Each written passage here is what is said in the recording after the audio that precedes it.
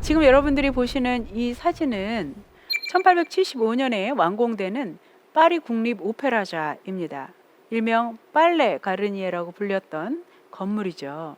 이곳에 구경하러 많은 사람들이 모여듭니다. 세계문화의 전당이라는 자부심이 있었고요. 또 이곳에는 당시 사격에 유명한 사람들이 방문하던 곳이었습니다. 자, 일반적으로 극장이 어떤 성격을 가진 것인가를 보여주는 그림이 있습니다. 르누아르가 그린 관람석이라는 그림이에요. 르누아르가 그린 그림 속에서는 남자는 아주 독특한 행동을 하고 있습니다. 아름다운 파트너와 함께 왔지만 오페라 글라스를 들어서 먼 어딘가를 바라보고 있어요. 그는 무엇을 보고 있는 걸까요? 마치 대답이라도 하듯이 메리커시시 그린 그림입니다.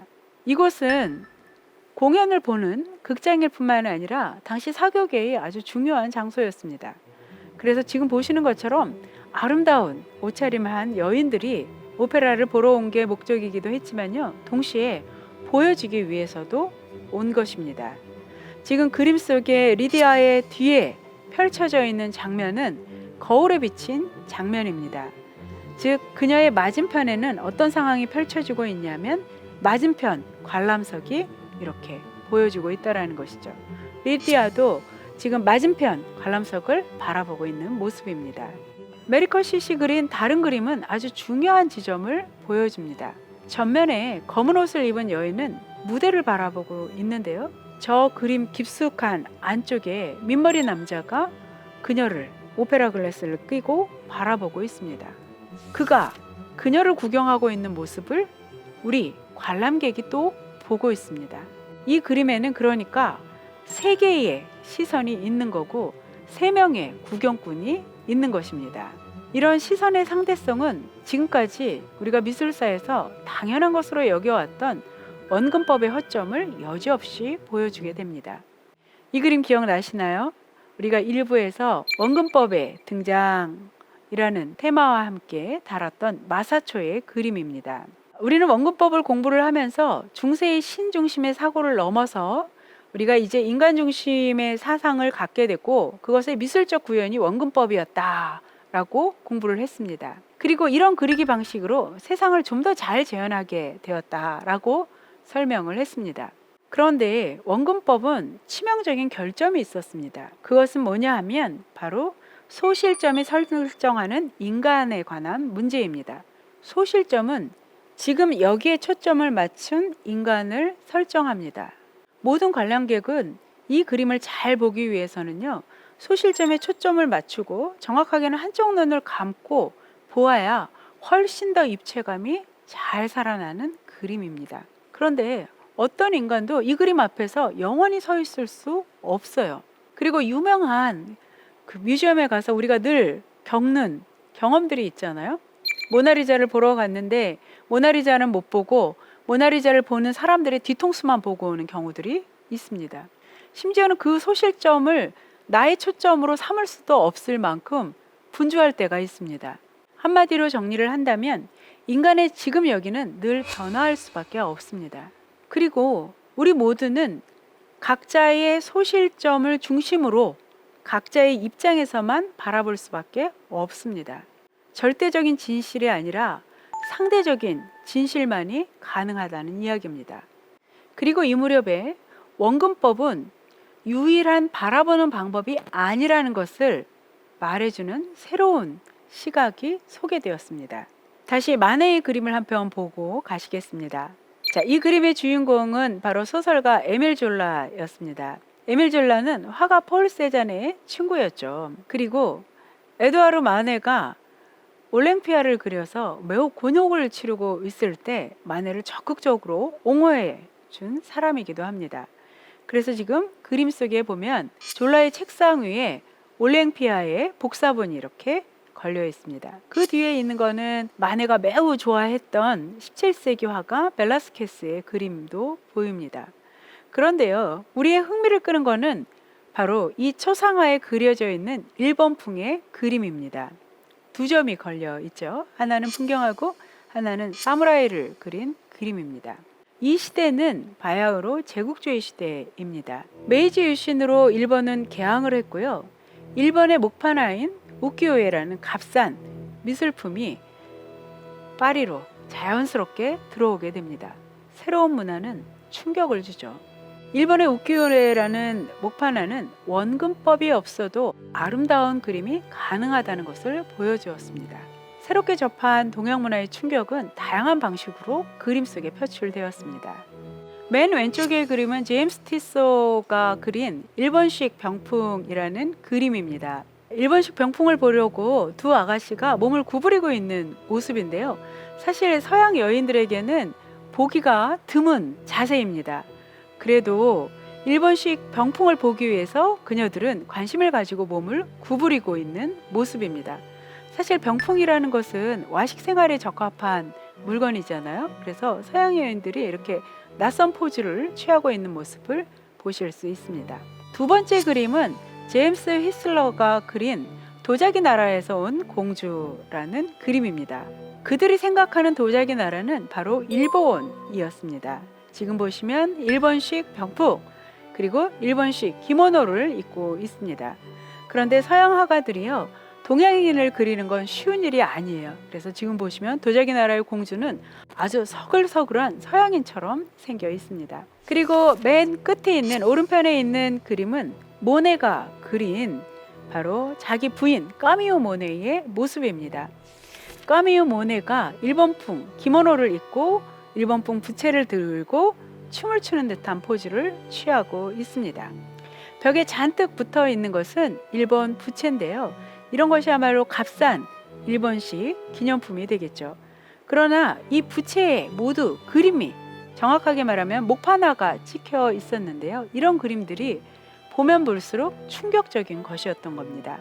그래서 이 일본 목판화에 대한 사랑은 지금 보시는 이런 작가들 그리고 반 고흐에게도 큰 영향을 미치게 됩니다. 자, 이렇게 서양화의 틀 속에서 우키요에가 일본 문화가 어떤 충격을 주었는가를 표현한 작품도 있고요. 좀 더 후기에 가면 우키요에를 좀 더 내적으로 발전시킨 작품도 등장을 하게 됩니다. 지금 여러분들이 보시는 이 그림은 마리 카셋이 18세기 일본 장인인 기타가와 우타마루가 만든 게이샤라는 우키요에에서 힌트를 얻어서 그린 작품입니다. 우타마루가 만든 게이샤에서는 손수건을 입에 살짝 물고 있는 모습이 서양에 와서는 어떻게 바뀌었냐면 사랑의 편지를 쓰고 그 봉투에 조용히 침을 묻히는 여인의 모습으로 번역되었습니다. 메리커셋은 이 그림에서 의도적으로 원근법을 지워버렸어요. 책상이 삐뚤어져 있는 거 보이시죠? 그리고 매우 내밀하고 그 다음에 매우 화려하고 장식적이고 평면적인 그림을 그려서 우키요에에 담겨 있는 기본적인 미학을 자기 것으로 만들었습니다. 원근법이 없어도 세상은 아름답게 그릴 수 있다라는 가능성을 이제 배워나가고 있는 중이었죠. 1893년에서 4년, 이 2년 사이에 모네는 루앙 대성당을 30여 점이나 그립니다. 이 성당은 11세기에 처음 기초가 놓여진 후에 16세기에 마무리된 아주 아름다운 성당이에요. 이 후기 고딕 양식의 성당에 깊이 매료된 모네는 처음에는 흐린 날 하나 그리고 맑은 날 하나 이렇게 두 개를 그리면 되겠다라고 생각하고 그림을 시작을 합니다. 그런데 그리다 보니까 이 작품이 30점이 넘게 그려진 거예요. 인상주의는 색깔이 고정된 것이 아니라 상대적인 것이라고 이해했습니다. 색은 빛에 따라 달라 보였습니다. 빛에 따른 색의 변화를 보여주기 위해서 의도적으로 같은 구도를 잡았고요. 이제는 원근법적인 구도니 뭐 이런 것들 다 염두에 두지 않았습니다. 이 건물의 가장 드라마틱한 부분인 파사드를 포착해서 그렸습니다. 그의 관심사는 어쨌거나 빛과 색의 관계였으니까요. 그러나 매 순간 달라지는 자연에서 받은 그대로의 인상을 그리기 위해서는 캔버스 두 개로는 어림도 없다는 것을 곧 깨닫게 됩니다. 성당의 모습은 볼 때마다 달라졌어요. 아침, 점심, 저녁이 달랐고 또 봄, 여름, 가을, 겨울이 달랐습니다. 그래서 결국 모네는 30여 점이 넘는 작품을 그리게 돼요. 이 상대성은 모네를 괴롭히는 일이기도 했습니다. 모네는 악몽을 꾸기도 했어요. 자, 모든 사물은 그때그때 달라 보였고 매번 달라지는 인상을 그리기 위해서 인상주의자들은 지금 모네처럼 이렇게 연작으로 가지 않을 수 없었습니다. 그래서 여러분들이 모네의 그림을 보면 건초더미 연작, 포플러 나무 연작, 그리고 그 유명한 수련 연작 등이 이제 탄생하게 되는 겁니다. 그런데요, 고전적 방식으로 그림을 그리는 사람들의 관점에서 보면 이것은 정말 어리석은 일이었습니다. 그들에게는 루앙성당의 본질이 드러나는 단 하나의 장면이 그리는 것으로 충분했습니다. 그들은 자신이 그린 그림 속에 진실을 담는다는 데 일말의 회의가 없었습니다.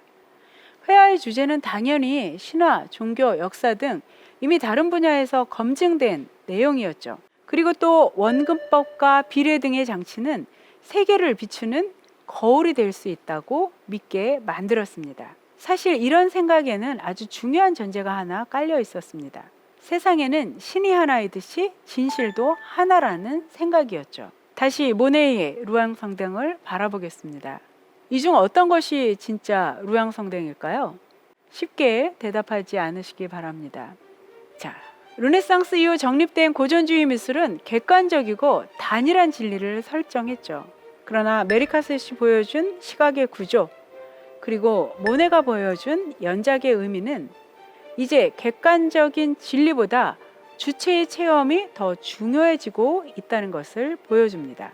주체, 주관, 한 개인의 체험, 이런 것들이 중요한 것으로 여겨지기 시작했습니다.